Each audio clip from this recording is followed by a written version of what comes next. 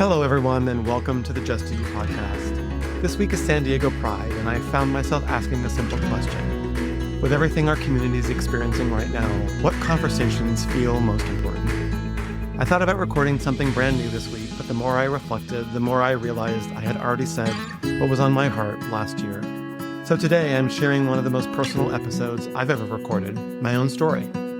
Over the past 3 seasons, I've had the privilege of sitting with extraordinary people from around the world whose courage has reminded all of us that authenticity isn't easy. And if there's one thing I've learned, it's that none of us should ever have to apologize for who we are.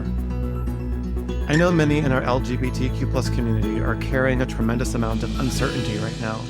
Some are exhausted, some are angry, some are scared, and some are wondering what tomorrow holds. If that's you, I want you to know something. You're not alone. You never have been, and you never will be. Pride has never been about proving our worth. It has always been about remembering it. It's about standing together when the world feels divided. It's about choosing love over fear. It's about believing that every one of us deserves to be seen, heard, respected, and loved exactly as we are. As I listened back to this episode, I heard something that I needed to hear again myself, and I hope you'll hear it too. Whether you're a part of the LGBTQ+ community, an ally, a parent, a friend, or someone simply trying to understand another human being a little better, I hope you'll stay with us for the next 30 minutes. Because every story has the power to change a life, and maybe this one will remind you just how worthy, how loved, and how incredibly important you are. Because no matter what the world says, and no matter who tries to diminish your life, no matter who tells you that you have to be someone different in order to be accepted, please remember this. Your job isn't to become someone else. Your job is to just do you. I want to wish everyone happy Pride and welcome to the conversation. Hello, everyone. Welcome to the Just Do You podcast. I'm your host, Eric Nicoll, and I am so honored and blessed to be sitting down with you today. I am going to spend a little bit of time today talking with you as we get ready to launch our Pride series, which is going to start in June. Pride's coming up. National Pride Month is June. So for the months of June and July, I have a lineup of guests that I know are going to move, touch, and inspire you as much as they have me. But as I was prepping for these conversations and reflecting back on the conversations that I've had over the past 4 months with my incredible guests, I've been struck with something really remarkable. And that is that the sense of pride that every single person that's been on this podcast and that's been asked to join this podcast has is really palpable and insurmountable. And many times I have found myself asking them about that pride and about that journey to find that for themselves. And it made me think a lot about my own journey. So I'm going to spend just a couple minutes today talking to you about my own journey in finding my own pride and the importance of pride, not only for me, but also for our community and for our loved ones and for those around us. And anyone who knows me knows that my relationship to pride, not the word and the definition of that word, but the acts of the festivals and the parades, my relationship to those activities has been, let's say, strained from years of experiencing crowds, which, believe it or not, even given what I do for a living as a meeting and event producer, I don't like crowds. So I don't go to a lot of concerts. I don't go to a lot of large gatherings for a multitude of reasons. But I really started to, many years ago, question the need. Did we need a Pride festival? Did we need a Pride parade? And it wasn't until recently, and I admit this wholeheartedly, that I moved to San Diego and that I attended my first leadership meeting with their Pride organization, that I really got a strong sense of why Pride is not only important, but critical in the LGBTQ journey. And over the past couple of years, I have really changed my relationship with the festivals, with the parades, and also with the definition of that word. What's really been hard to hear over the past 4 months and in the upcoming episodes is the constant common thread of my guests that have come from the LGBTQ community. And that thread of and fear, and many times, more than I'd like to admit, the thought that taking one's own life was the only solution to avoiding that fear and that shame and that constant threat. And that breaks my heart. Now, I know we are in a different time now. I know that we have come so far since I was in school back in the 70s and 80s. But we are now more than ever needing to come together as a community and as a country to show our support for people that are different because everybody is different and therefore makes us all the same. We are human beings first.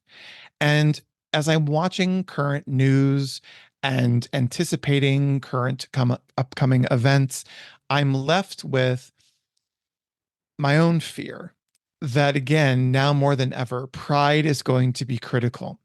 And so I look back at my own journey. And when I came out, I was 24.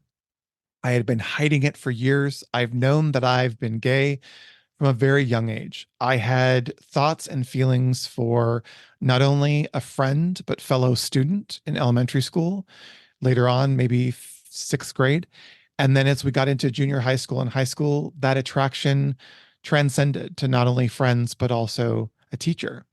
And I can remember the extreme shame that I felt, the fear of being found out. I committed to telling myself regularly that there was something wrong with me, that it wasn't normal, and that I should basically never, ever say anything. But what was so difficult was is that it just became a part of me. Right? Back then we didn't have the languaging. We didn't have the exposure to social media or television or movies. All we had was our own internal dialogue. And without that, and without our parents' understanding and education and verbiage and knowledge back then on how to deal with a child that may be having these thoughts and these feelings and these emotions, we were left to fend for ourselves. And it was a really difficult transition. Years and years of creating false narratives, liking girls simply because I felt that I had to, that I had no way around it. And yet what was happening was is that who I was, right? My personality, my uniqueness was being chipped away one stone at a time. And that was so hard to take. I didn't know until much, much later that there were students in my high school and in my junior high school that were gay and also struggling with the same thing. What would it have been like back then if we had an opportunity to have a conversation with each other? It's a lot different now, right? But we're still under threat. Our very existence is under threat by so many different people who simply do not understand, who simply have not had a conversation or are jumping on bandwagons because they know nothing else. And so for me, as we go into this Pride Month in June and July here in San Diego, I'm going to do my part to make sure that I wear that pride banner and badge of honor proudly, that I express myself and share myself and become the clearing and the opening for other people to come out, to be themselves, to find that voice, to find that courage. My hope and the reason I started this podcast back in February was to create an opportunity for people to come together to have a conversation, to maybe listen in on a conversation that would shed a light or a different light on a subject matter that they thought they had an opinion on, maybe a strong opinion, and maybe shift that opinion a little bit. Over the past couple of conversations that I've had, it's occurred to me that if people who are afraid of the LGBTQ community or who sit in judgment of our community or any marginalized person for that matter, if they were to take some time to sit down, have a cup of coffee, and have a conversation with that person, I'm pretty confident that they would find that at the baseline, they are human beings just like everyone else and have a uniqueness and a beauty and a specialness about them that is what makes every single one of us in this world unique and special and deserving to have our voices heard. My high school time was a very interesting time for me. My mom was an administrator in the school. I was very much attracted to my best friend. I didn't know how to handle it. I created narratives about myself. I forced myself to try to date girls, have a girlfriend. And as I look back on it now, I apologize profusely to those beautiful women that had to endure my awkwardness and my inability to just be me. So I apologize, but it's all that I knew, right? So that process of high school was really difficult for me. And it wasn't until I left the confines and the comfort of my home and my family and my school and my community and went off to college that I was actually able to experience what it was like to be a boy and express that and have that relationship. Now, I'm not going to go into details about that relationship because it was super strained. He was having to play straight because of his title in Greek residential life at USC, but I loved this guy so much. And it was so hard tagging along to all the frat parties and the sorority parties as the third wheel. Girlfriend of his attended with us. And that just put me deeper and deeper into that shame category and into that shame conversation and that conversation of, was I ever going to be able to just be me? I honestly thought in that moment that I was destined to live a life of solitude, a life of sadness and depression and anxiety, even back then. And it really wasn't until I met someone who I just interviewed on a podcast, one or two podcasts ago, my friend and dear friend Dan, who actually saw something in me at a party and started a conversation that was going to change my life. Dan was very proud and very involved in the LGBTQ community in Los Angeles. I was enamored by him and his ability to be himself and to be free and to be so self expressed. And he quickly introduced me to a personal development program that I signed up for and went to not knowing what I was about to get myself into. I was so afraid that I was going to have to come out in this space. I didn't know what I would say, what I would do. And when I started the course, within the first 5 minutes, I'll never forget, as if it were yesterday, the course leader asked if there was anybody in the room that wanted to introduce themselves and share to kick things off. And I remember grabbing the microphone out of the moderator's hand, standing up on a chair at 6'4" and screaming at the top of my lungs, I'm Eric Nicoll, I'm gay, and I'm tired of hiding it. And I don't care if you like it or not. And what happened in that moment is over 300 pairs of eyes turned their direction and their stare towards me. And I literally sunk into my chair, wondering what it was that I had just done. But what I had just done was start the journey and the beautiful road of finding my own identity, my own voice, my own confidence, and my own pride. And throughout the course of that transformational weekend, I not only learned that who I was just okay, not just okay, it was fabulous, but it was okay, right? There was nothing wrong with me. The conversations that I had about myself and that I thought that other people were having about me was not reality. It was just my fear, false expectations appearing real, right? People came up to me at the break and throughout the course of that weekend after I spoke and thanked me for my boldness and my courageousness, even though I was probably white as a sheet and sweating.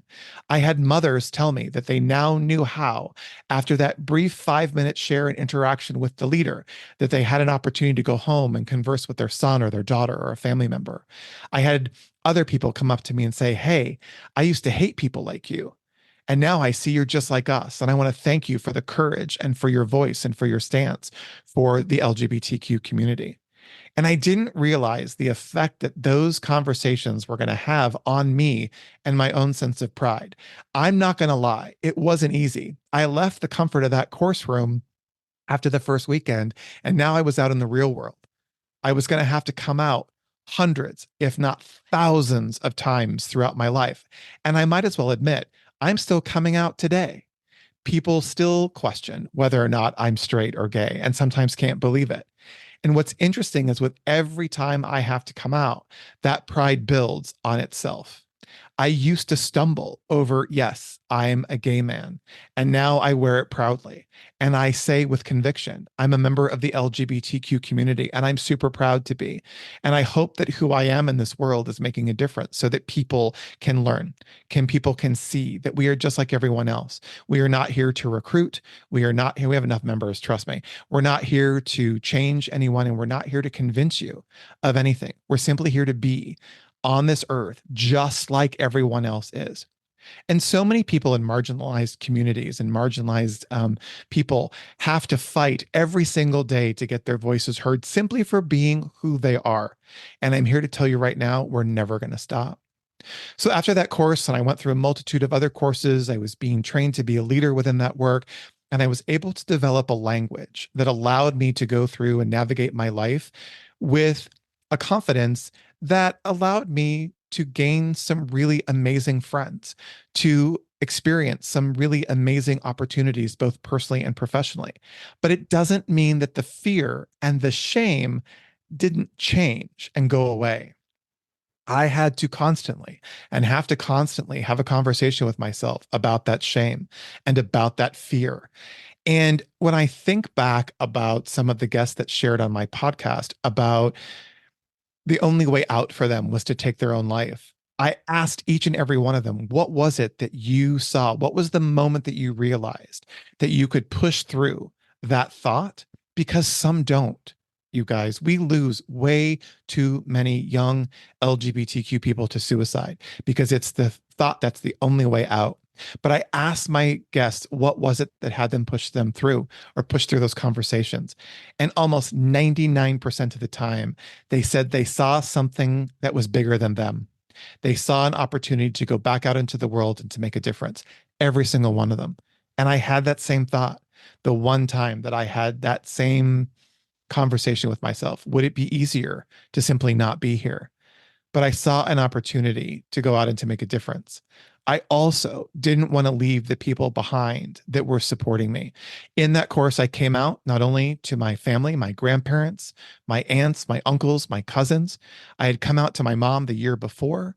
My mom was able to see a different side of me and has been my hugest, is that a word? My biggest cheerleader all along. And my family embraced me and embraced the love I had for my community.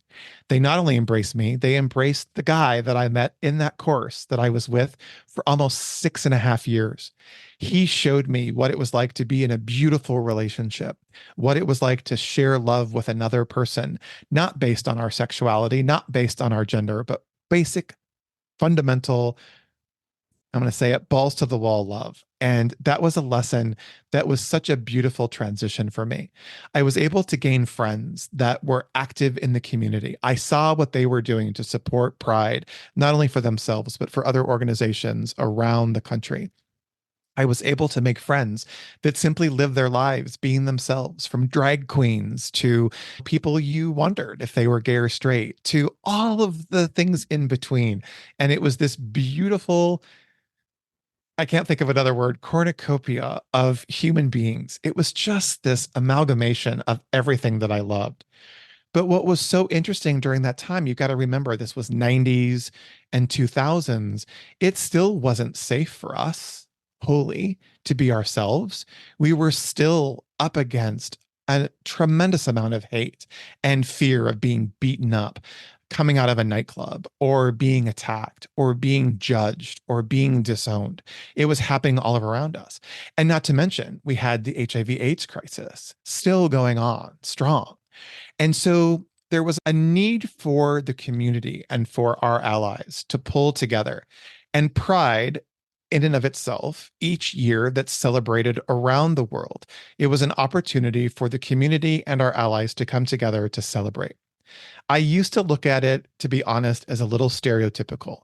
It was an opportunity for the community to go out and flaunt the things that I thought people had an issue with: the flamboyancy, the rainbow flags, the symbols, the colors, the dress, all of that. And I admit, a little bit embarrassingly, that it was my own fear of my own self being judged. I wanted to run around in that tutu. I wanted to run around swinging that flag, but I was terrified of the retribution. And I admit wholeheartedly that it cost me a great deal of joy all of those years. Even though I was out and I was proud, I was still afraid. And so the years went on. My relationship, beautiful relationship, came to an end.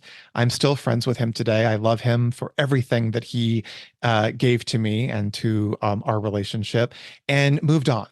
And I went through periods of being single and being out in the community, supporting organizations, serving on boards. I had another relationship, but it was a multitude of years, about 13 years of being single. And during that time, I did a lot of self reflection. I had a great career. I launched my company. I was dating. I was really loving life. And I was going to these big events and these festivals and these parades and seeing a different side of it. But I still had that little tinge of, can I really be 100% out to everyone? I wasn't sure. And so the years go on, I'm growing, I'm learning, and I end up living in Laguna Beach, which was such an amazing place to grow in those years that I was developing this strong sense of self. There was a gay beach, there were these great gay bars right on the beach, and it became this weekend ritual, right? Friday nights at the Boom, Saturday at the beach, Saturday at the Boom. We'd make our way down to another restaurant, to another bar. And it was this tight, great little community that felt like heaven on earth. It was safe, it was confined, and it was beautiful. But the world around us was still struggling. There were people who didn't have an opportunity to be free. There were countries that were not having it legal to be gay. And I still didn't understand how we were in that place in our world. How is it possible that people can't just be loved for being themselves? So the years roll on. I end up meeting someone. We date fast and furious. A couple years later, we're engaged. A year later, we were married. And that relationship is where I truly found such a sense of pride, because prior to us getting married, we were not allowed, and our marriage was not recognizable in the United States. There were certain states that had it, there were certain states that still had it, but it wasn't a nationally recognized right of the LGBTQ community. And so, again, in the back of my mind was this shame. If we can't have this opportunity to be married to the people that we love and to express that love, then there's got to be something wrong with us. Why do so many people have issues? And I started to shut down a little bit. And surprisingly enough, right after we got married, we received the federal right to be married. And so, right after our wedding, our marriage was finally recognized on a national scale. And what that did to not only my marriage and to my relationship and to me, but to the thousands and thousands, probably countless number of LGBTQ people who had been out there and got married prior or during that time, it meant the world to us. And that sense of pride then started to overshadow that sense of shame and fear again. Excuse me. But what's so interesting about this whole process is that it appears to be this roller coaster. We have these really winning, shining moments, and then we take 10 steps backwards, and we take a few steps forward, and then we go a few steps back. And what's interesting is that marriage ended, sadly. I have lots of feelings about that, which I'll share on another podcast, but I truly miss that union, and it just wasn't meant to be. And so moving on from that and moving into a new space of being single and coming to San Diego after my divorce was final, I was alone again. I was lonely. I was sad. I was depressed and I had anxiety. We're talking about 2019, and we know it was happening around 2019, 2020, right? We go into the space of basically shutdown due to COVID. And one of the ways that I found myself out of this space of isolation was trying to connect with this amazing community here in San Diego. And once we started to open back up again and we got through the shutdown, I threw myself into volunteering and getting engaged with the community. I started an LGBTQ plus networking organization here in San Diego called Out Professionals. I got involved with the San Diego Pride organization to help them with the festivals and the parades. And it was purely because of an opportunity to connect our community to the larger community and to the world by showcasing the LGBTQ community in such a positive light. And I have to say, both organizations have brought me not only so much joy, but I've relearned what it means to be prideful about who we are, not only in our personal lives, but in our professional lives. We are movers and shakers. We are influencers. We are out making a difference in the world just like everyone else.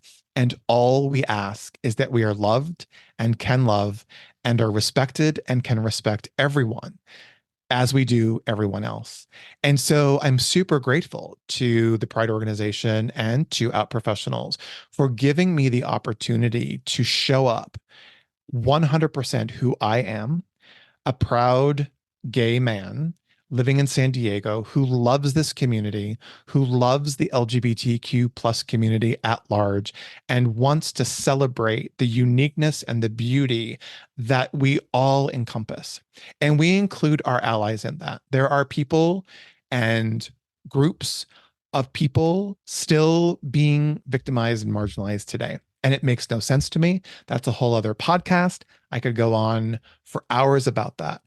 But we must come together and we must support each other in this Pride season to show the world that who we are is invincible and strong and committed and going to fight like hell to make sure that our rights and who we are seen and heard and respected. And I appreciate the opportunity to have this platform of my podcast, Just Do You. It was designed around a network of conversations to have people find themselves, to find their voice, to find their courage, and to find their passion. And so as I wrap up this kind of intro into Pride, a little bit about my journey to this particular point, and as I kick off my Pride series for June and July, I want to say thank you to everyone who has supported me along the way, from that little boy in the 1970s who was standing on the grounds of Oak Grove Elementary School, wondering why he was having feelings for another student, his best friend. And would he ever be able to express that love and express who he was and express his creativity? I would love to say to him, you know what? Because I ask every guest at the end of every podcast if they could go back to that little boy or little girl and say to them and give them a little glimpse into what their life would be like now. I would basically look at that little Eric and say, buckle up, kiddo, because it's going to be the ride of your life. You're going to have some wins, you're going to have some losses, but you are going to be loved, you are going to be respected, and you are going to be cherished. And you're going to go out into the world and you're going to make a difference because you're going to pay it forward, you're going to give it back, and you're going to make sure that who you are resonates with people so that they can be who they are. So again, buckle up, Eric, at 58, because it's going to be another great 20, 30, 40 years, let's hope, of creating the space for people to show up who they are. So I want to thank you guys for listening today. I appreciate the opportunity to share a little bit of my story. I'm very passionate about Pride and what Pride means, not only for me, but for the community and for the world at large. So go out, share your story, share with someone your journey, have a conversation with someone who may not understand it, because in having that conversation, just like we're doing today, we will shift the paradigm in which we live and hopefully shift the conversations that people have about people of marginalized communities. Thanks for listening. We'll see you next week. I love you guys and be well. Bye. All right, everyone. Thank you again for joining us on today's episode. I hope our conversation resonated with you like it did me, and I cannot wait to sit down with you all again next week. Remember to subscribe to the Just Do You podcast on your favorite platform so you can make sure not to miss a new episode, which drop every Thursday. If you like what you hear, you can easily share the podcast and episode directly with your friends. And if you would, rate us and leave us a review. We'd love to hear from you. You can also follow us on Instagram at JustDoYouPod. As you go out back into the world today, remember to just do you. All right, talk next week.